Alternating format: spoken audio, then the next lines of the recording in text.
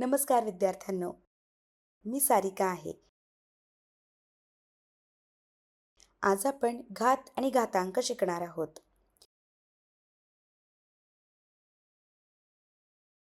मुलांनो, तुम्ही कधी दुसऱ्या संख्येच्या वरच्या बाजूला दिलेली संख्या पाहिली आहे का? सुरुवातीला विद्यार्थ्यांना ती नेमकी काय आहे आणि ती काय दर्शवते हे समजणे गोंधळात टाकणारे असू शकते. बरं, या प्रकरणात घातांकाची संकल्पना वापरली जात आहे. जेव्हा एखादी मोठी संख्या सादर करण्याची आवश्यकता असते, तेव्हा ती संक्षेपित केली जाते आणि घातांकाच्या स्वरूपात लिहिली जाते, ज्यामुळे लिहिणे आणि लक्षात ठेवणे सोपे होते. अनेक देशांमध्ये घातांकांना निर्देशांक म्हणतात. परंतु चांगली बातमी अशी आहे की कोणतीही संज्ञा वापरली तरी ती संकल्पना सारखीच असते.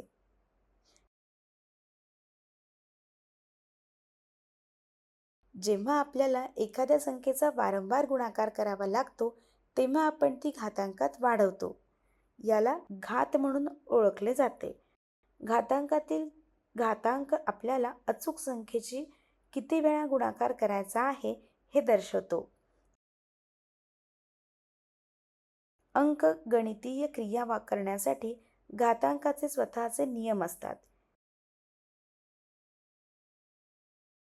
या प्रकरणात आपण घातांक, घात आणि त्यांचे परिधीय नियम याबद्दल शिकू. शिकण्याचा उद्देश: हा धडा पूर्ण केल्यानंतर तुम्हाला हे जाणून घेता येईल. संख्यांना घातकीय स्वरूपात व्यक्त करणे, धनघातांकासह घात जाणून घेणे, शून्य आणि ऋणघातांकासह घात जाणून घेणे, घातांक वापरून संख्यांचे विस्तारित रूप समजून घेणे. या धड्यातील सांकेतिक शब्द धनसंख्या, ऋणसंख्या, बेरीज, उत्पादन, कायदे, पूर्णांक, वैज्ञानिक संकेतांक, घातांक आणि घात. मुलांनो, आपण घात हा शब्द अशा गोष्टीचे वर्णन करण्यासाठी वापरतो ज्यामध्ये खूप मोठा बदल दिसून येतो. घात म्हणजे संख्या स्वतःने अनेक वेळा गुणाकार केली जाते. एक्सला वाय पर्यंत वाढवले म्हणजे एक्सला स्वतःने वाय वेळा गुणाकार केला जातो.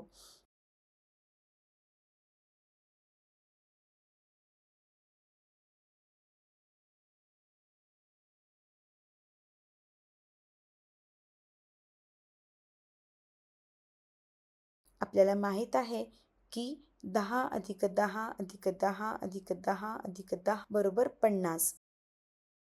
ज्या अर्थी 10 गुणिले 10 गुणिले 10 गुणिले 10 गुणिले 10 बरोबर 1,00,000.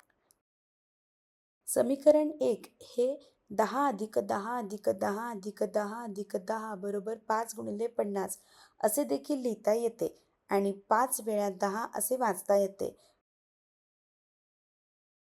तर समीकरण 2 हे 10 गुणिले 10 गुणिले 10 गुणिले 10 गुणिले 10 बरोबर 10चा 5वा घात असे देखील लिहिले जाते आणि 10ला 5 घातांकात वाढवले जाते असे वाचले जाते. 105 मध्ये 10ला बेस म्हणतात आणि 5 हा घात किंवा निर्देशांक किंवा घातांक आहे. 105ला 1,00,000चे घातांकीय रूप किंवा घातांकीय संकेतन म्हणतात.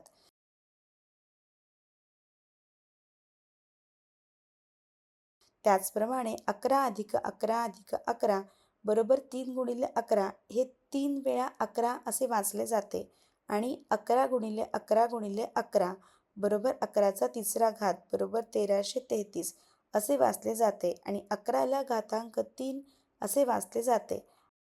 11चा तिसरा घात मध्ये 11ला बेस म्हणतात आणि 3 हा घात आहे. सर्वसाधारणपणे जर x हा पूर्णांक असेल तर xचा स्वतःशी गुणाकार n गुणाकार कंसामध्ये x गुणिले कंसामध्ये x गुणिले कंसामध्ये x dot dot dot n गुणाकार दिला जातो आणि xn असे दर्शवले जाते. येथे x ला बेस म्हणतात आणि n हा घाता किंवा घातांक किंवा निर्देशांक आहे. xच्या डोक्यावरती n बरोबर n घटकांचा गुणाकार ज्यापैकी प्रत्यक्षात x आहे. उदाहरणार्थ 7चा 6वा घात बरोबर 7 गुणिले 7 गुणिले 7 गुणिले 7 गुणिले 7 गुणिले 7. मुलांनो, आपण धनघात असलेल्या घातांक पाहूया. धनपूर्णांक घातांकाने दिलेल्या घाताचे मूल्य बऱ्याचदा वेगाने वाढवते. खालील उदाहरण पहा.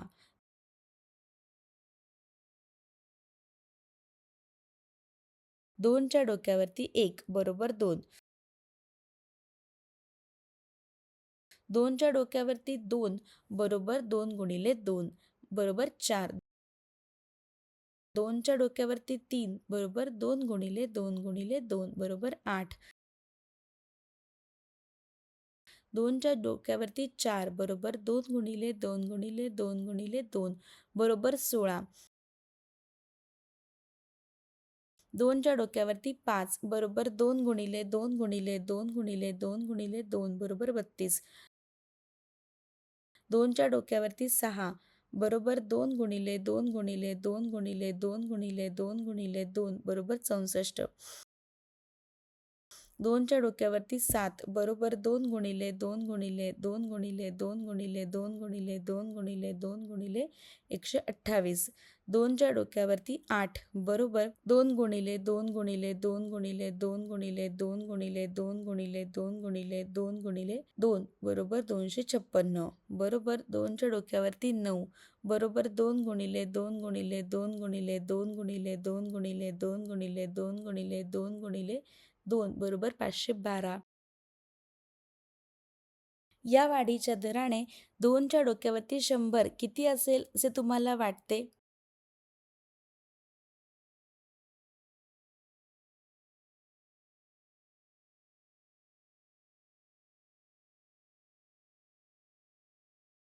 अशा प्रकारे आपल्याला समजते की जेव्हा आपल्याला मोठ्या संख्येचा सामना करावा लागतो तेव्हा धनघातक असलेले धनघातांकीय संकेतन उपयुक्त ठरू शकते. आता आपण शून्य आणि ऋणघात असलेल्या घातांक पाहू. या पॅटर्नचे निरीक्षण करा. 2चा 5वा घात बरोबर 32. 2चा 4था घात बरोबर 16.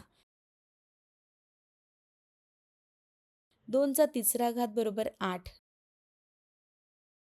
2चा वर्ग बरोबर 4.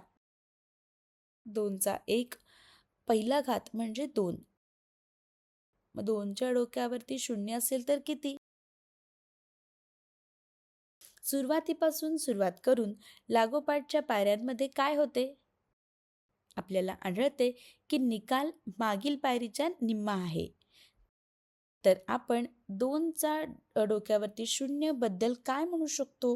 जर आपण 3च्या डोक्यावरती 5, 3च्या डोक्यावरती 4 आणि 3च्या डोक्यावरती 3 इत्यादींसाठी अशी सारणी तयार केली तर ती आपल्याला 30 बद्दल काय सांगेल? पण या पॅटर्नप्रमाणेच प्रक्रिया वापरून असा निष्कर्ष काढू शकतो की शून्य घातांकापर्यंत वाढवलेल्या कोणत्याही शून्य नसलेल्या संख्येचा परिणाम 1 असावा. अशा प्रकारे च्या डोक्यावरती 0 बरोबर 1 जिथे a हा शून्य नसावा.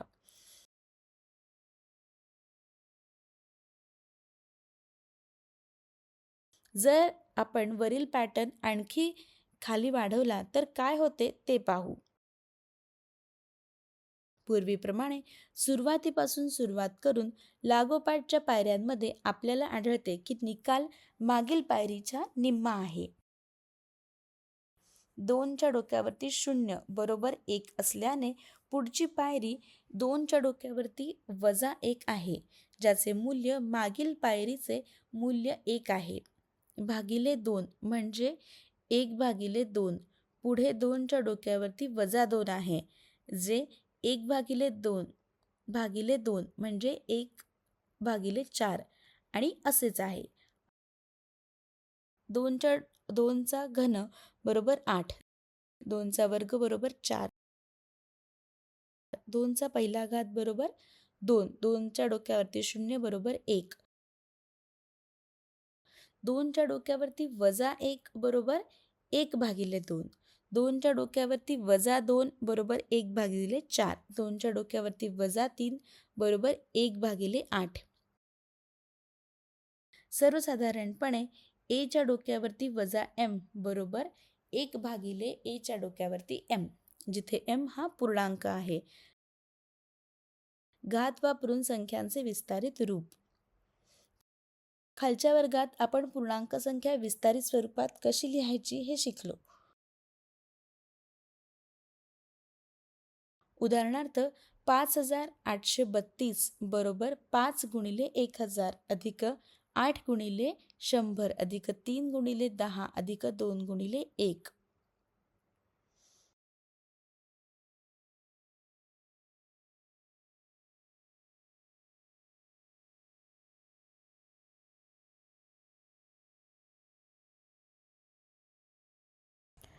तर आता हे घातांकीय स्वरूपात ठेवल्यास 5 गुणिले 1000 हे 103 असे लिहिता येईल. 8 गुणिले 100 हे 102 असे लिहिता येईल. अधिक 3 गुणिले 10 हे 101 असे लिहिता येईल. अशा प्रकारे 58.32 बरोबर 50 अधिक 8 अधिक 3/10 अधिक 2/100.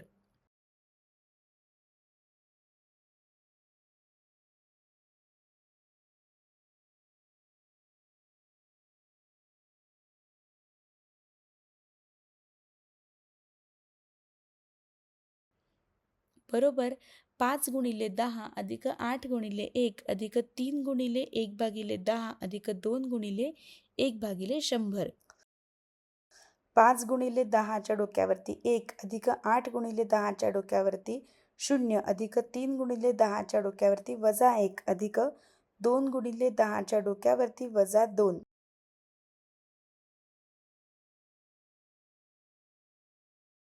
चला आणखी काही उदाहरणे पाहू. घात वापरून खालील संख्या विस्तृत करा. 8120 आपण कसे विस्तारू शकतो?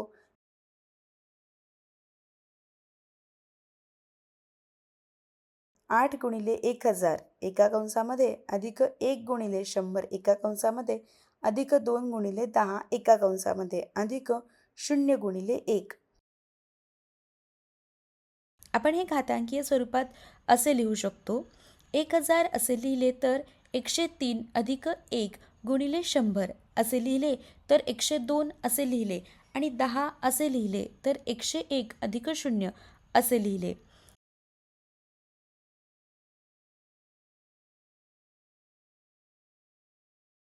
पुढे आपल्याकडे 20,305 आहे.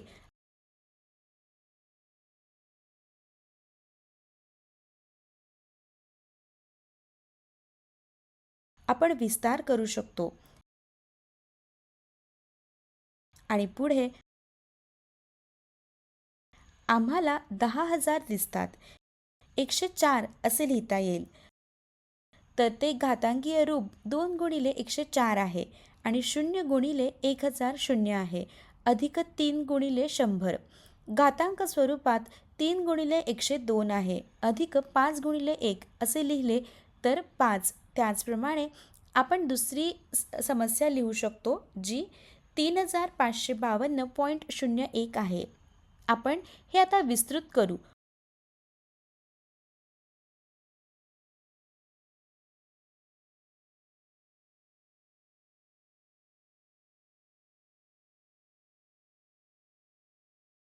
पुढे आपण हे घातांकीय स्वरूपात पाहू. आपण ते 3 गुणिले 1000 अधिक 6 गुणिले 100 असे भागतो. 5 गुणिले 10 अधिक 2 गुणिले 1 अधिक 1 गुणिले 1/100. 0/10 शून्य आहे. आपण हे घातांकीय स्वरूपात लिहितो. 3 गुणिले 103 अधिक 6 गुणिले 102 अधिक 5 गुणिले 101 अधिक 2 1 गुणिले 1/100. आपण हे घातांकीय स्वरूपात 1 गुणिले 2 10चा दुसरा घात असे लिहितो आणि शेवटचे आपल्याकडे 9426.521 आहे. चला ते वाढवूया. 9 गुणिले 1000 अधिक 4 गुणिले 100 अधिक 2 गुणिले 10 अधिक 6 गुणिले 1 अधिक 5/10 अधिक 2/100 अधिक 1/1000.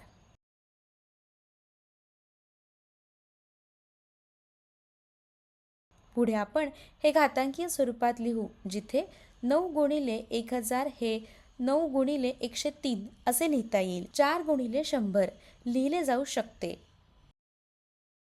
2 गुणिले 101 अधिक 6 गुणिले 1 म्हणजेच 6 अधिक 5/10 हे 5 गुणिले 10चा वजा पहिला घात असे लिहिता येते. अधिक 2 गुणिले 10चा दुसरा घात अधिक 1 गुणिले 10चा तिसरा घात. लक्षात ठेवण्यासारखे मुद्दे.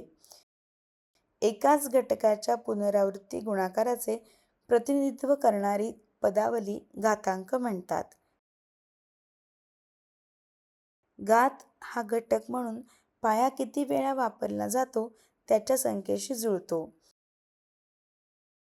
जेव्हा आपल्याला मोठ्या संख्या आढळतात तेव्हा धनघात असलेली धनघातांकीय संकेतन उपयुक्त ठरू शकते. ए च्या डोक्यावरती वजा एम बरोबर 1 भागिले ए च्या डोक्यावरती एम. शून्य घातांकापर्यंत वाढवलेली कोणतीही शून्य नसलेली संख्या 1 मध्ये परिणामित झाली पाहिजे.